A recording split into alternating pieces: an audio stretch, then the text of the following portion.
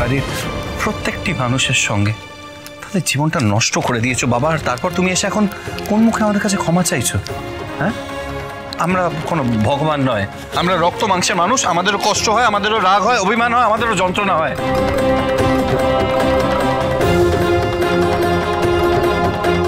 As you sow, so shall you reap. আমরা যেমন কর্ম করি তার ফল আমাদেরকে ভুগতে হয়। এই কথাটা তুমি আমায় শিখিয়েছিলে না বাবা?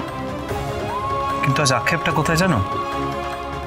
আজ তোমার কৃতকর্মের ফল শুধুমাত্র তোমাকে না, আমাদের সবাইকে ভুগতে হচ্ছে, আর ভুগতে হবেও। দিনের পর দিন সবার সঙ্গে প্রতারণা করে যাচ্ছ, আমার সঙ্গে, আমার মার সঙ্গে, দেবিকা আন্টি।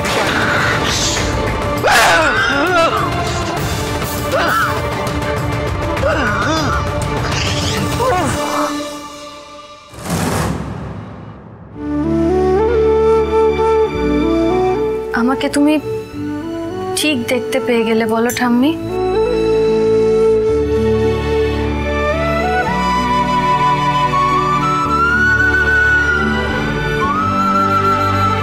পোকা মেয়েটা, আমি কি জানি না যে আমার কাছে আসার জন্য তোর প্রাণটা হাঁকপাক করছে?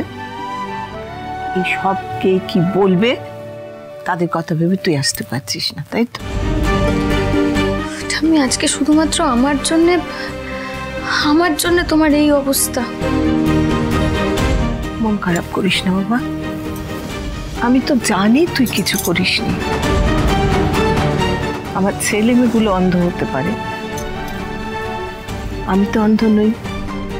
তুমি জানো না ওই মোহনা শুধুমাত্র আমার ওপর রাগ থেকে আমাকে জব্দ করবে বলে। আমি জানি, আমি সব বুঝি। ওই শয়তান বদমাইশ মেয়েটা আমার এই ভালো মানুষ নাত বউটাকে সবার কাছে ছোট করতে চাইছে, সবার মনে বিষ ঢোকাতে চাইছে। তোকে কিন্তু সাবধান হতে হবে রে শুভ, তোকে শক্ত হাতে সব সামলাতে হবে। তুই জানবি তুই যত নরম হবি ও তত তোকে পেয়ে বসবে।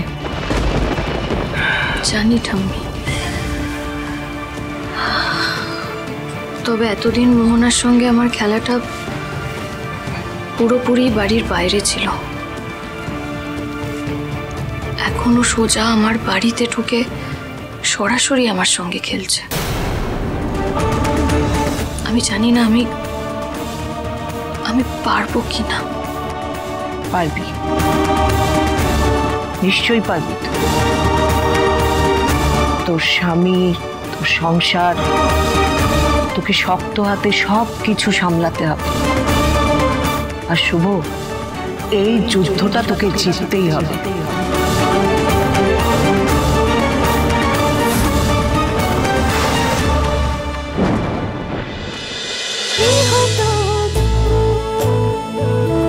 গৃহপ্রবেশ সোম থেকে রবি রাত 10টায় স্টার জলসায় ও জিও হটস্টারে।